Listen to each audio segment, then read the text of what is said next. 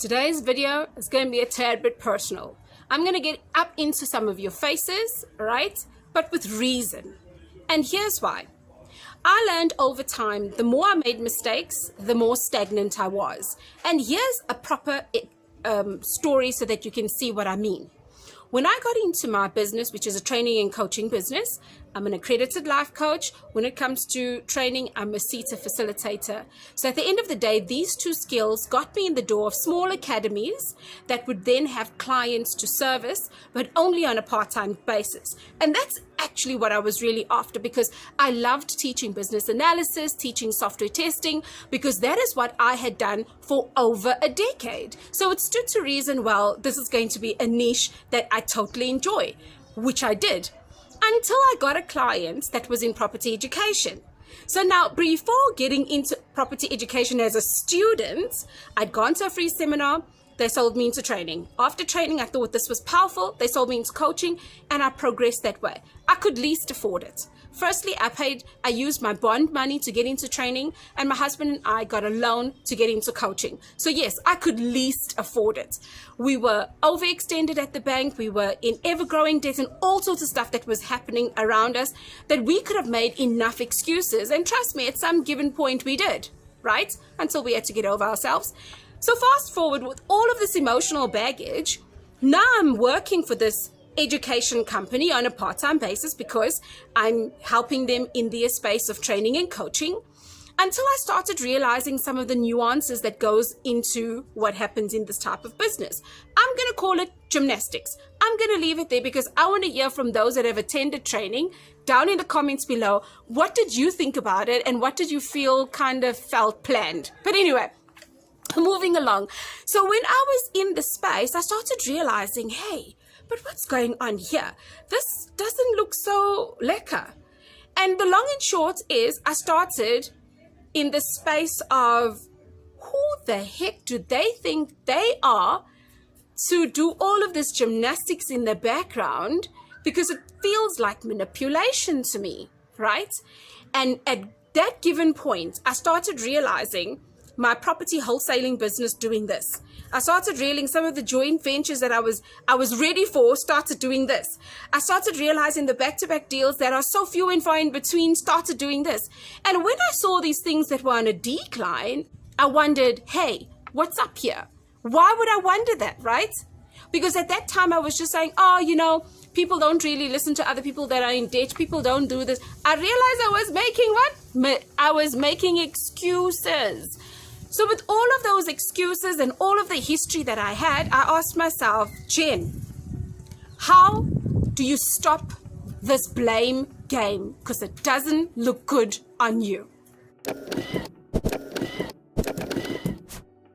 Welcome to my channel. My name is Genevieve Stafford Jack. And like I said, it is personal. And I put that story to you so that you can actually understand where I'm coming from when I do make some of the bold statements that I make. The first thing I learned very quickly is that when I'm overthinking something, it's not that there's something wrong with it. It's just I'm faced with a decision that I need to make very quickly, and it's confronted me in my dial. And I asked myself, okay, Jen, you are now overthinking some stuff, right? You are now connecting things that may not even need connecting. So right now you're in the process of conjuring up excuses. So why? It's because I was overthinking. So way number one on how to curb the blame game, really stop overthinking. Stop overthinking and make a decision, because you already know what you want. And if you are confused on what you want, keep digging. But I can promise you this much, 9 out of 10 times I have found over time, we actually know what we want. We are just uncertain in the way it should be presented to us, right? Way number 2, don't compare yourself to others. You are in your own lane.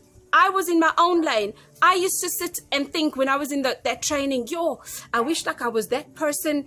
They've got money at the bank. They've got access to a bond. They got inheritance. There was some person that was sitting in our class with 5 million and was confused on what to do with it. Yeah, I was thinking, we are in the same class. What are you doing here? Comparing myself much. So all I'm saying is, stop making the excuse of so-and-so's got more than me, right? I am in a less fortunate situation because right now that is an excuse. And you know what? You are better than your excuse. Because you know what I did? That person that had money and a lot of others that had money in that class, they started becoming my property investors because you guess what? I had the superpowers of finding deals and they didn't. So, well, so much for that excuse, right? I kind of kicked it right out of the place. Nonetheless, moseying on into way number 3 that you could use to curb the blame game. You're going to go through so much in life because if you're sitting there saying, oh, if I was, excuse after excuse after excuse, and you are going to stay stagnant. When I embrace the fact that, babe, me and you, we messed up, we got into so much debt, right now we're in the class to get over it and get another income stream, things started working out. But they don't vanish, because remember about the earlier story that I just said? Yeah, I started thinking, is this what was done to me? But moving along swiftly, the biggest thing that helped me get over a lot of stuff is changing my habits. Some of the habits that I had prior to property investing, they are non-existent 5+ years later. Why? Because I moved away from stuff that just wasn't bringing me joy.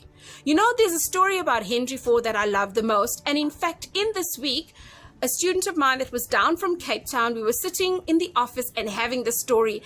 And he narrated it so well. He says, you know, Jen, I love the part when they asked Henry Ford about some engineering what. And he just said, just one moment, he called somebody and then said, ask that question again. And that somebody that he called answered the question. And then he went. And then they asked, but if you don't know it, I mean, really, if you don't know it, aren't you scared for your business? He says, no, I just surround myself with like-minded people. And this is me partly paraphrasing. Okay. And I tap into the space of their knowledge. So even up until today, if there's something new that hits me in a property investing deal, guess what I do? I raise my hand and I speak to a fellow mentor.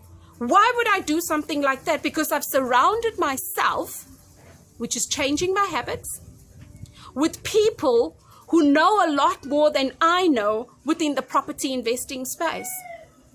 And way number 5. Way number 5, I want to call this out, right? Be realistic. There are going to be things in your life that you don't like, all right? And you want to get over it like yesterday, maybe like being in a lot of debt like I was. And you want to get over that by what? Finding a 1 million rand deal that's going to give you a whole lot of money. No, it's not going to work that way. Get to understanding the nuts and bolts of property investing, right? Because I had learned it's in the deals that are less than 500,000 that can bring you a whole lot more money. But what if you find somebody that has got the money and you've got the know-how? What if you're in a situation where you even don't realize that you yourself may be sitting on money? Another student of mine had such a moment when he realized that he was sitting on equity. I'll point up to a video here on the top on what equity is about. And that kicked off his journey second to none that could make a coach like myself think, oh my days, I wish I was there. But because I stopped making that excuse of comparing myself to others, I realized that I am of service to those that didn't know what I didn't know back then that I know today. So my question to you today, what blame game have you been on? What excuses are you making right now to get yourself in a knot? What does it look like in your space? And again, this is so personal. I'm getting up in your business today. Why? Because I care about where you're going to as a person. And as an FYI, no, I don't make millions from any sort of training and coaching, but I do believe if you're looking for value, you will invest in yourself, but invest only when you can connect to the authenticity of the person that you're listening to.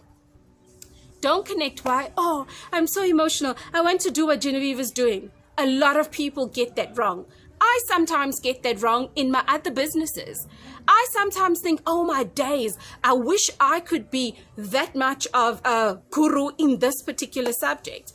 And then I ask myself, but if you're really good at what you're doing, why are you comparing yourself? Stop making excuses and just do it.